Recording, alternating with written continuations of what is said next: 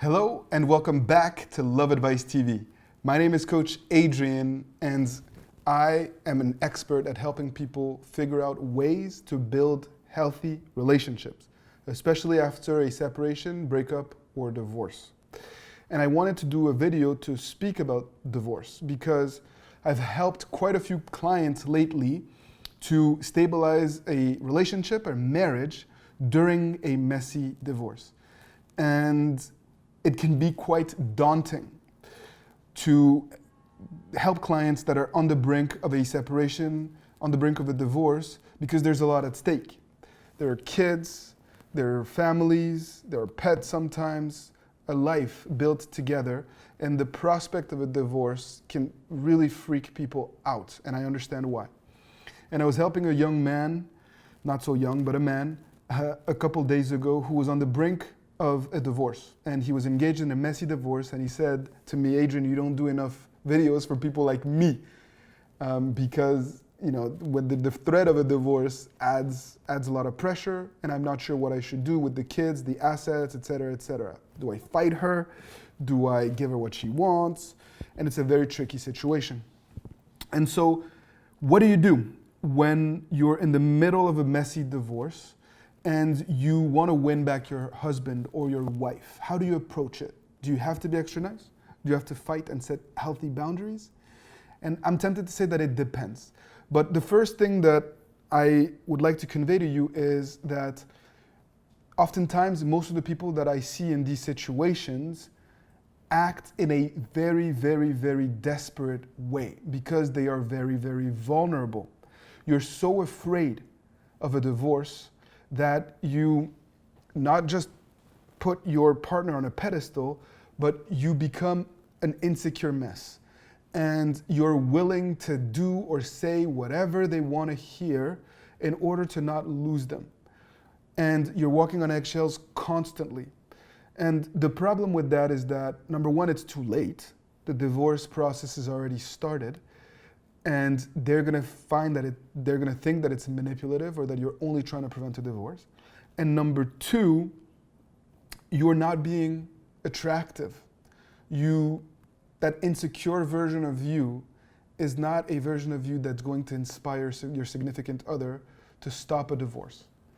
And so the challenge that I set for this man, and what I'd like to convey to you here, is that it's important for you to continue to try to live a normal life. Normalize your life. Don't live under constant guilt and fear of the divorce. Otherwise, everything that you say and everything that you do will come from this insecure, vulnerable place, and you will never be attractive, okay? So you must detach yourself from the separation and from the divorce itself as much as possible. It does not mean sweeping everything under the rug. It does not mean not being accountable to your spouse, to your kids, to your responsibilities, but it means finding balance and happiness as quickly as you can. Because if you're unable to do that, you will get a divorce and you will not win them back.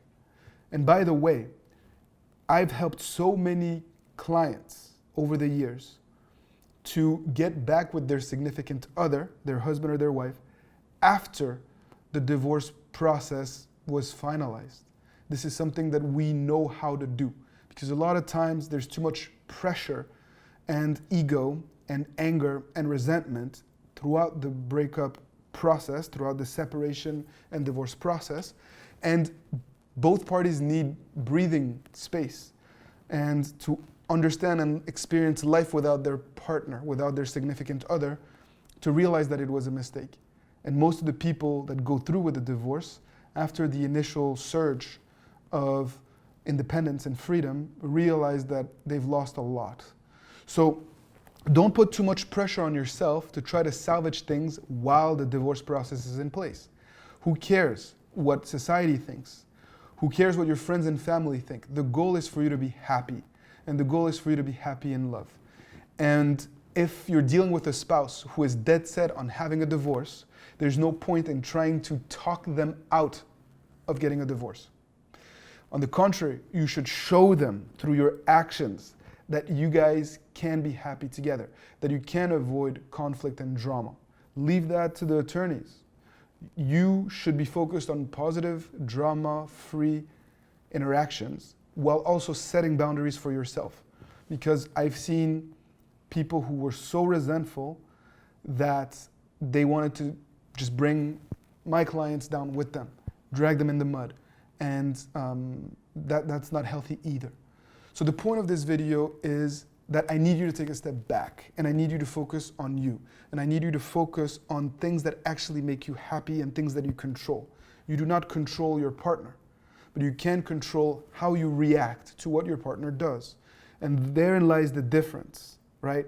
If you set yourself up in an environment to be successful, if you set yourself up in an environment where you are happy and where you are putting your strength and intention in things that actually bring you love and validation and peace of mind and reassurance, the odds are that your partner will benefit from that indirectly. You will be more at ease when interacting with them when approaching the divorce process.